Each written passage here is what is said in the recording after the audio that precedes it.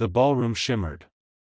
Crystal chandeliers dripped light onto the perfectly set tables, the clinking of champagne flutes a constant, celebratory rhythm. This was supposed to be a night of joy, a celebration of our 20 years together, a vow renewal ceremony. Our friends, our family, everyone was there. Including her. The air, thick with the scent of lilies and expensive perfume, felt heavy, suffocating. I, Amelia, stood beside my husband, Richard, a hand on his arm, a smile plastered on my face that felt like a mask. 48 years old, dressed in a sleek, navy gown that I'd chosen for its elegance and subtlety, I was the picture of a contented wife. I had pored over the invitations. I had designed the floral arrangements. I had even helped Richard pick out the vows. Little did they know, I planned it all. And now, Richard had the microphone. His eyes, usually so full of affection, were gleaming with something else, a cruel, triumphant light. He cleared his throat. "Before we renew our vows," he announced, his voice amplified to fill the room, "there's something I need to say. Something important." A collective murmur rippled through the crowd. My daughter, Sarah, squeezed my hand, her eyes bright with excitement. Richard looked at me, and for a fleeting second, I saw, what? A flicker of regret? Fear? It was gone in an instant, replaced by a chilling confidence. "I want everyone to know," he continued, his voice now laced with an almost theatrical drama, "that I haven't been entirely faithful. For the past 3 years, I've been seeing someone else. Someone who understands me, someone who appreciates me." A gasp swept through the room. My world tilted. My stomach plunged into a dark abyss. Around me, faces registered shock, outrage, and embarrassment. Sarah's grip tightened on my hand as tears began to pool in her eyes. And then, he delivered the final blow. "And that someone," he said, gesturing toward the back of the room, where she stood, the beautiful, 30-something woman named Jessica, our neighbor, wearing a sickeningly smug smile, "is Jessica." The room exploded. Screams, accusations, and whispers filled the air. I saw my best friend, Susan, rush forward, her face contorted with fury. Sarah started to cry. Richard stood there, basking in the chaos he had created, a self-satisfied smirk playing on his lips. But I didn't scream. I didn't cry. I didn't even flinch. I simply looked at Richard, my eyes meeting his, and gave him a slow, deliberate nod. A nod that signaled, "Game on." I placed my hand over Richard's to ensure his silence, and when all eyes were on me, I turned to the crowd with an expression of utter calm. "Thank you all for being here tonight," I said, my voice clear and steady, cutting through the pandemonium. "Richard and I have some things to discuss. Please, continue to enjoy the reception." I then took my daughter by the hand and led her away from the scene, not once showing any outward expression of the hurt I was carrying. Comment and subscribe. My name is Amelia, and I am 48 years old. I met Richard when I was fresh out of college. He was charming, ambitious, and utterly captivating. I was young and naive, and I fell for him, hard. We built a life together. We built a family. Sarah was born a few years later, and then we moved to a beautiful home in the suburbs. I made sacrifices. I put my career on hold, taking a more modest role as an administrative assistant so I could be there for Sarah, so I could support Richard's ambitions. I supported him through every business venture, every setback. I was his rock, his confidant, his biggest cheerleader. I believed in him, in us, in our future. But Richard had another plan. The betrayal wasn't just about Jessica, although the affair itself was a brutal slap in the face. It was about the lies, the deception, the years of carefully constructed deceit. It was about the erosion of trust that, I realize now, had been happening subtly over time. The hushed phone calls, the late nights at the office, the increasingly distant glances. I had dismissed them as the natural stresses of his demanding career. I had been a fool. I discovered their affair a year ago. Not through some dramatic confrontation, but through the digital breadcrumbs they carelessly left behind. A password that auto-filled on his laptop, a carelessly deleted email, a shared online photo album. These breadcrumbs turned into a devastating trail. The emails revealed a passionate relationship, filled with stolen kisses and whispered promises. The phone records confirmed the endless calls and texts. The hotel receipts documented their weekend getaways. The shared bank account had transfers that paid for her lifestyle. This was no fleeting fling, this was a fully realized parallel life. My pain was almost physical. I struggled to breathe in those initial days, the world around me seeming unreal. But, the pain was soon replaced by a fierce, burning resolve. I realized that I had been living in a fantasy, but I would not be crushed. I was raised by a strong woman. My mother was a lawyer and taught me at a young age how to be strong. I didn't confront Richard immediately. I was calm and calculating, I had to be. The initial shock faded, replaced by a cold, focused determination. I knew I couldn't just walk away, not without a plan, not without ensuring I was protected. I was not going to let him walk away with the life we built, with his mistress. I am a lawyer. I had worked as a prosecutor before taking on the role of a stay-at-home mother. I knew the law, the intricacies of contracts, and the art of building a solid case. I began to meticulously gather evidence. I had the advantage of a legal background, I knew where to look. I dug deep, tracing every financial transaction, every asset, every hidden account. I worked with a private investigator, who documented Richard and Jessica's every move. I wanted to have as much leverage as possible when it was time. There was the issue of the prenup. Richard, being a man of his ambition, had insisted on one before our marriage. The terms of the agreement had been in his favor.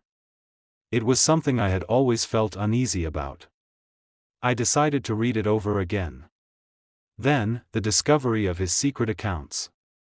It was evident he was hiding vast sums of money, sheltering his assets in offshore accounts and trusts.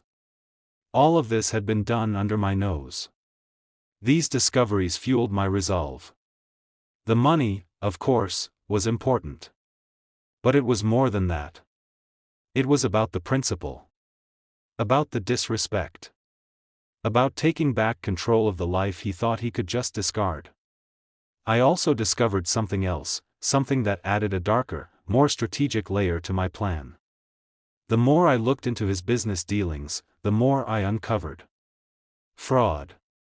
Tax evasion. Money laundering. This wasn't just a case of infidelity, this was a man who was willing to break the law to get what he wanted. The implications for his reputation, for his freedom, were devastating.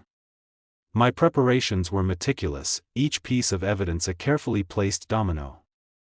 I had a team of lawyers, accountants, and investigators working behind the scenes, all sworn to secrecy.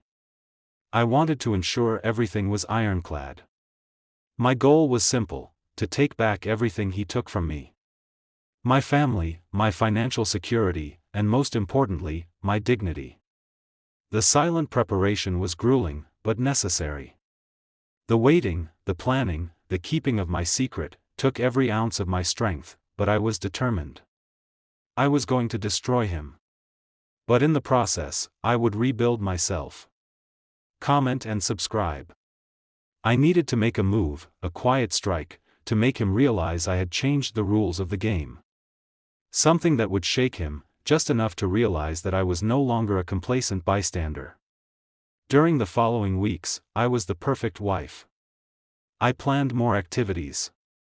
I scheduled a dinner at his favorite restaurant. I spent more time with Jessica, acting friendly and open.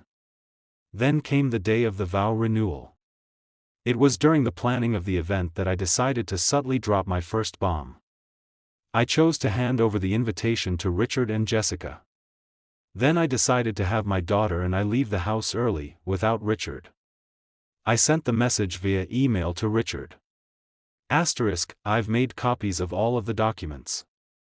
I put them in a secure location, including the documents that your accountants will need to see. Asterisk. The email also included copies of Jessica's bank accounts. I knew the impact this would have. His whole world would begin to crumble. The next day, Richard had a major business deal fall apart. It was a deal that was worth millions, and the investors had pulled out. He was starting to understand. Comment and subscribe. A few days after the vow renewal, Richard, desperate to understand what was happening, asked to meet me at our house. When he arrived, he was agitated. His hair was disheveled, his usually impeccable suit wrinkled. He looked like a man on the verge of collapse. "Amelia, what is going on?" he demanded, his voice tight with a mixture of anger and confusion. I led him into the library, where I'd spent countless hours reading and reflecting. It was a room filled with the scent of old books and rich mahogany, a place of quiet strength. I closed the door. "You haven't figured it out yet, Richard?" I asked, my voice calm, measured, but filled with a steeliness he had never heard before. His anger flared. "What are you talking about? The investors pulled out of the deal, and it's all your fault." "My fault?" I raised an eyebrow. "That's rich, Richard. I've spent years building a life that you could use. I've sacrificed my own ambitions to support yours, and this is how you repay me?" He began to shift gears, trying to regain control. His anger morphed into a pathetic attempt at manipulation. "Amelia, please, let's not do this. I made a mistake. I love you, and I am sorry. We can fix this. I'll leave Jessica, I swear." "No, Richard," I said, my voice still soft, but my eyes were cold. "That is not going to happen." He tried to reason with me, to use his usual charm, and his ability to talk his way out of anything. He tried to remind me of our history, our life together, our daughter. "We can work through this," he pleaded. "We've been through so much, together." "We have," I agreed, my gaze unwavering. "But you betrayed the foundation of our life together." I then made my move. I pulled out a manila envelope, filled with the documents I had been preparing. I placed it on the table, directly in front of him. "This contains everything," I said. "Your financial records, your offshore accounts, the evidence of your tax evasion and fraud, all of it." Richard's face paled. He stammered, trying to form words. His facade of control crumbled. "How?" he whispered, his voice barely audible. "I am a lawyer, Richard. I am intelligent and more than capable. You should have realized the level of preparation I was capable of, as well as the level of my love for my daughter. I was enjoying this. You left me no other choice," I said. "You humiliated me in front of everyone we know. You destroyed the trust we had. I had to do what was best for me." "But Jessica," he sputtered. I smiled, a small, cruel smile. "Oh, Jessica," I said. "She's part of it, too. She's been fully informed. You see, Richard, I informed her of your little scheme. She has agreed to be my witness." His eyes widened. He knew that it was over. The days that followed were a whirlwind of legal proceedings, media attention, and personal turmoil. The news of Richard's infidelity, his fraudulent business dealings, and his inevitable downfall spread like wildfire. My daughter, Sarah, initially struggled to process the truth. It was difficult for her to comprehend that her father, the man she had always idolized, was capable of such cruelty. She was heartbroken, but her love for me remained unwavering. I know that what I was doing was hurting her, but in the long run, she would understand. There were other family members who were hurt and confused by the situation. My sister, Emily, reached out to me immediately, offering her support. She had always been suspicious of Richard. She had never fully trusted him. I found comfort in their love. During one particular quiet evening, Sarah came to sit beside me on the couch. Her face was etched with sadness, but also a newfound maturity. "Mom," she said, her voice hesitant, "why didn't you just leave him? Why did you stay so long?" I looked at her, my heart aching. I knew she was hurting, and that this was as difficult for her as it was for me. "Because I loved your father, and I believed in us," I explained, my voice thick with emotion. "I wanted us to have a happy family, a strong family. I tried to make it work, for you, for us. I am sorry. But it wasn't the life I wanted," I continued. "And I didn't want you to see this as the right thing. I'm not someone who settles. Your father was also hiding things. He had been hiding a lot of things. When he broke our vows, he broke a piece of me. So I had to do what I needed to do." Sarah leaned in and hugged me, her tears soaking into my shoulder. "I understand now, Mom," she whispered. "You're strong. I'm proud of you." Later, in the coming weeks, Jessica tried to justify her actions. The calls I received. The messages she sent. I refused to engage. They no longer held any power. The only thing they did was show how hurt she was. Richard, in his own pathetic way, tried to justify his actions. His explanations were shallow and self-serving, filled with excuses and blame. He painted himself as a victim of circumstance. He tried to portray me as being at fault. His justification did nothing but further expose the rot that lay beneath his polished exterior. It was now clear to everyone what he was. The unraveling of Richard's life was swift and complete. The media descended on him, turning his every move into a headline. The investors, horrified by the revelations, pulled their funds, leading to the collapse of his business empire. His reputation was destroyed, his name tarnished beyond repair. His friends and colleagues, who had once admired him, distanced themselves. The lifestyle he had so carefully cultivated, the luxury cars, the expensive suits, the sprawling mansion, all of it began to slip away. His world was crumbling. His relationship with Jessica, the catalyst for all of this, imploded. She had, after all, only ever been interested in the money and the lifestyle Richard could provide. Once that was gone, so was she. I watched the disintegration with a detached sense of satisfaction. The legal battles were long and complex, and ugly. He tried to fight, to wriggle his way out of the consequences of his actions, but I had foreseen every move. My case was ironclad. The financial settlement was substantial. I reclaimed a portion of the money he had hidden. It ensured my future security and provided for Sarah. The fraud charges led to criminal charges. Facing a lengthy prison sentence, Richard was utterly defeated. In the aftermath, I began to rebuild my life. It wasn't easy, but it was liberating. I was no longer trapped in a gilded cage. I enrolled back in law school. I was able to use my own talents and become a lawyer again. My relationship with Sarah grew stronger than ever. We spent time together, laughing, healing, and supporting each other. I began to pursue my own passions, to rediscover the dreams I had put on hold. I started a women's support group, providing guidance and support for women navigating betrayal and difficult life transitions. The irony wasn't lost on me.